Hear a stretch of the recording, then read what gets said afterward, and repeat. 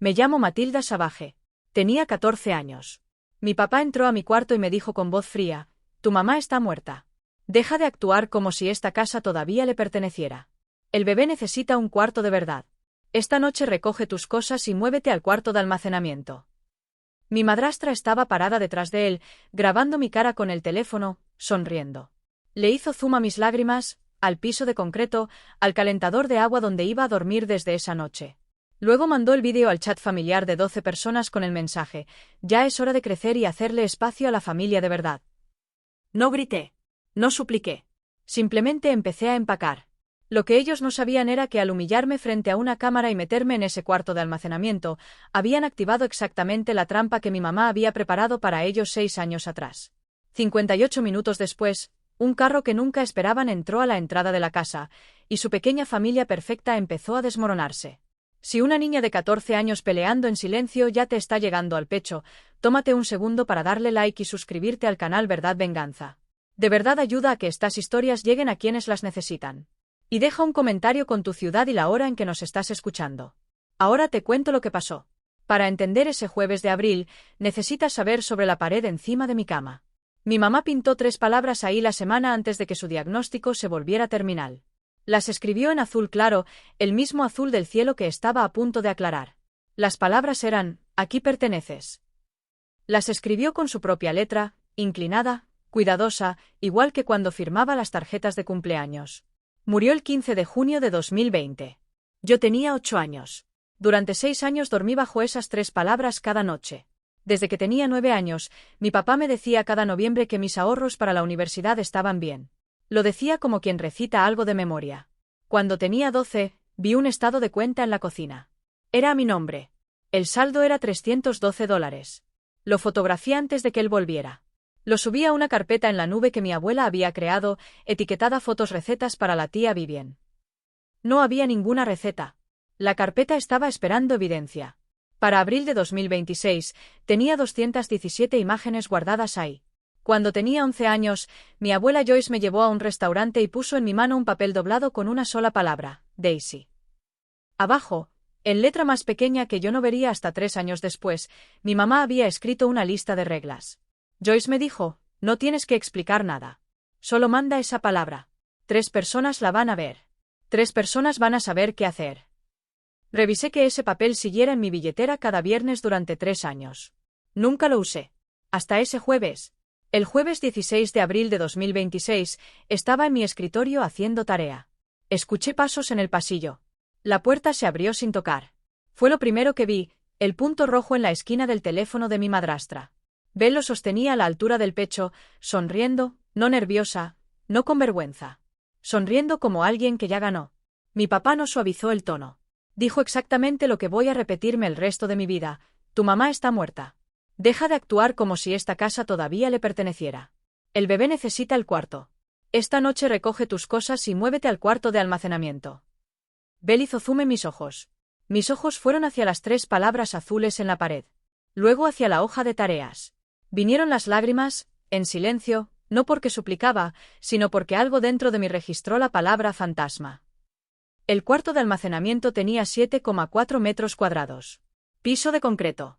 Un cuadrado de alfombra de retazo en el centro. El calentador de agua en una esquina. La caja eléctrica en la pared justo encima de donde iría la cama. Sin ventana. Sin detector de humo adentro. El detector estaba en el pasillo, a más de 3 metros. Belle lo filmó todo como si fuera un recorrido de bienes raíces. Dijo: «Mira, hasta hay espacio para un catre». Luego me filmó a mí. «Mira, ni siquiera está protestando». Yo hablé una sola vez, tranquila, como quien le pide indicaciones a un desconocido. «¿Es seguro este lugar?». Mi papá respondió molesto: «Matilda, no hagas esto difícil». Volví a mi cuarto. No grité. No cerré la puerta de un golpe. Abrí el closet.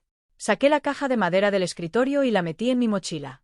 El sonido del cierre fue lo más fuerte del cuarto. Belle mandó el vídeo al chat familiar a las 4:22 de la tarde. A las 4:24, mi madre de crianza del chat, la tía de mi papá, escribió: «La familia de verdad necesita ese cuarto». A las 4:24, mi madre de crianza real, Enz Pierce, amiga de universidad de mi mamá que Belle creía que había salido del chat, le mandó el vídeo a mi abuela Joyce con una sola línea: «Esto es ahora». Mi abuela llevaba 2 años y medio esperando ese vídeo. Abrí el papel doblado por primera vez. Ahí, en la letra de mi mamá, que no había visto en 6 años, estaba la lista de reglas. No discutas. No llores frente a la cámara. No publiques nada. Empaca lo que de verdad necesitas. Fotografía el cuarto.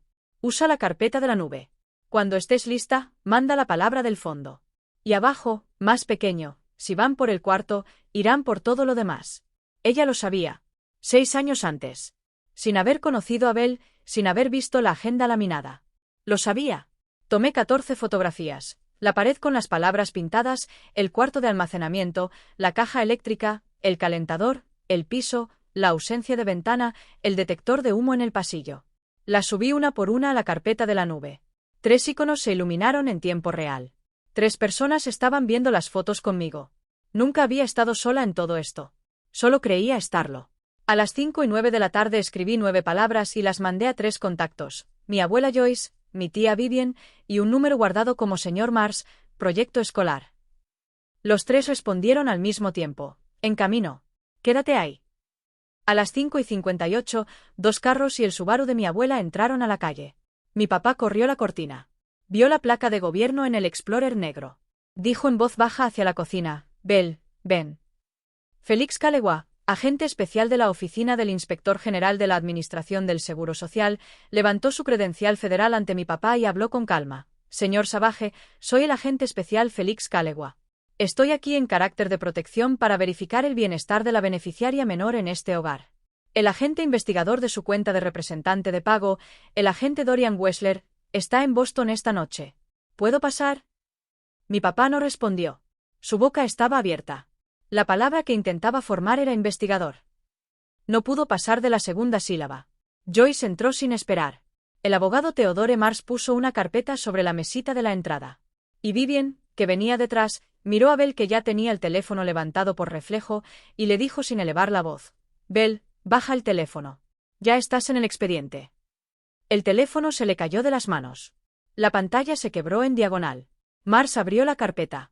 Puso sobre la mesa el formulario SSA que mi papá había firmado en noviembre, donde declaraba que los fondos se usaban para vivienda, ropa, comida y educación de la menor.